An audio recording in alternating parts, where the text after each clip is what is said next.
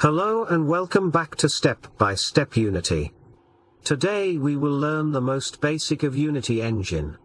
So let's begin. Once your new project is created and Unity opens, the following screen appears. Scene window.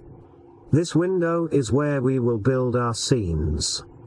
Scenes are levels in which everything in your game takes place. If you click on the small game tab, you can see a preview window of how the game looks like to the player. For now, it should be a simple, blue background. Inspector. This region is the inspector.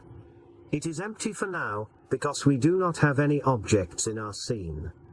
We will see how the inspector is used later on. Scene hierarchy. This window is the scene hierarchy. It is where all the objects in your currently open scene are listed, along with their parent-child hierarchy. We will add objects to this list shortly. Project assets. Finally, this region is the project assets window. All assets in your current project are stored and kept here. All externally imported assets such as textures, fonts and sound files are also kept here before they are used in a scene. In the next lesson, we will discuss the workflow and working of a game in Unity. How Unity works. In Unity, all gameplay takes place in scenes.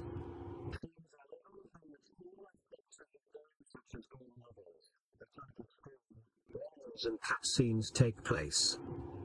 By default, a new scene in Unity will have a camera object in the scene called the main camera.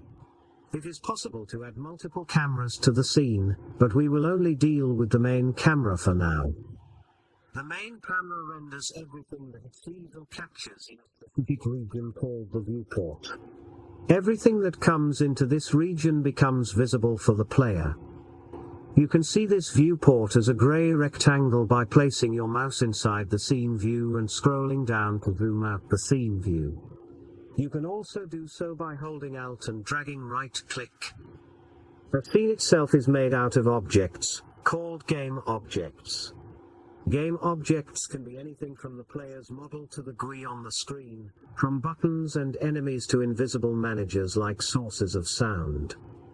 Game objects have a set of components attached to them, which describe how they behave in the scene, as well as how they react to others in the scene. In fact, we can explore that right now. Click on the main camera in the scene hierarchy and look at the inspector. It will not be empty now, instead, it will have a series of modules in it. The most important component for any game object is its transform component. Any object that exists in a scene will have a transform, which defines its position, rotation and scale with respect to the game world, or its parent. The additional components can be attached to an object by clicking on Add Component and selecting the desired component. In our subsequent lessons, we will also be attaching scripts to game objects, so that we can give them programmed behavior. Let us now consider a few examples of components. Renderer. Responsible for rendering and making objects visible. Collider. Define the physical collision boundaries for objects. Rigid body. Gives an object real-time physics properties, such as weight and gravity. Audio source. Gives object properties to play and store sound. Audio listener. The component that actually hears audio and outputs it to the player's speakers. By default, one exists in the main camera. Animator.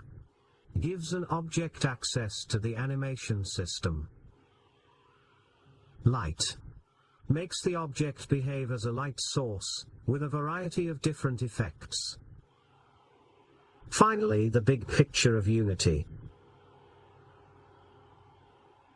Game can have multiple scenes or levels. Each level contains one or more game objects. Game object is nothing but a game component. Component can be transform, physics, audio, scripting, etc. In the next lesson we will learn how to create a sprites. Thank you for watching. Don't forget to click like and subscribe to our channel for more videos.